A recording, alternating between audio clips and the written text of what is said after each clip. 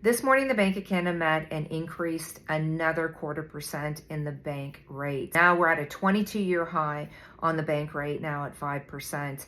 You're probably asking the same question I am. When is this all going to end? I listened to the bank press conference this morning from the Minister of Finance, Tiff Malcolm, and got a perspective on what their rationale is in regards to another increase in bank prime. Their concern is about the overall cost for Canadians when we're looking at rent increasing by 9% in the last 30 days, food prices have increased 6%, gas continues to go up. We have a very high demand on employment. Our employment numbers are increasing and our wage prices are increasing for employees as well. And we could say that that's good news in one aspect, but the overall cost to live day to day is very challenging for most Canadians. And the concern for the government is balancing that out. And for them to be able to do that, they feel that increasing monetary policy, which is increasing rates, will help slow down the market, as the majority of our economy is in Canada reliant on the housing market. So when you look at increasing interest rate, it is slowing down the real estate sector. It's slowing down people able to refinance or qualify at this point. To help bring down what they want is the target rate of inflation. Now, if we factor out in mortgage interest payments out of the actual CPI index, we'd be very close to 2.5%. In fact, mortgage interest attributes to 25% of the inflationary rate.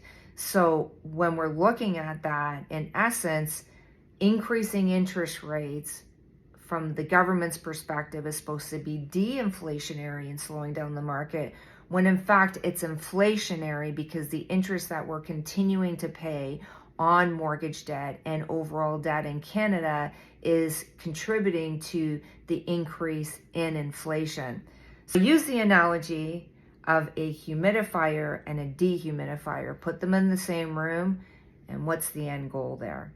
We can see the challenge here, right? The continuing increase in interest rates is going to definitely impact Canadians in their pocketbooks. Now, an interesting comment from the actual panel, this indicated that they felt that Canadians still had savings from COVID and were able to still be resilient in this course of this last 15 months of interest rate hikes.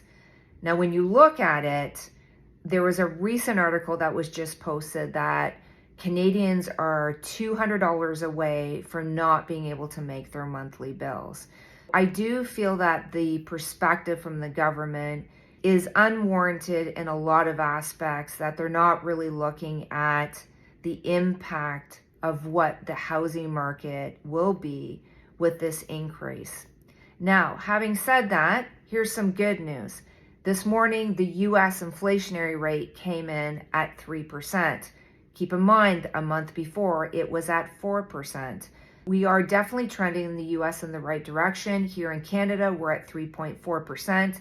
The next time the inflationary rate is to be announced is next week. We should see that continue to drop, and that will decrease bond yields, which will also, bond yields affect our fixed rates, which means our fixed rates will start coming down. It's unfortunate that we saw an increase in bank prime, but we also have some good news in terms of inflation coming down as well. If you are coming up for renewal, this is a good time, even if you're 12 months out, to start taking a look at strategies on your mortgage, getting prepared for interest rates, understanding where you are with your credit as well.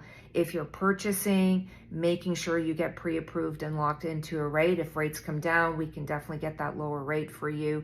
The opportunity in the housing market in times like this is actually quite high because of the demand on the market still and the amount of new Canadians coming into this country. 550,000 per year. There's a lot of demand on this housing market to buy, and we're still in a very low supply in this housing market. Making sure that you optimize opportunity to expand your wealth for yourself and your family in the real estate, the best time is right now.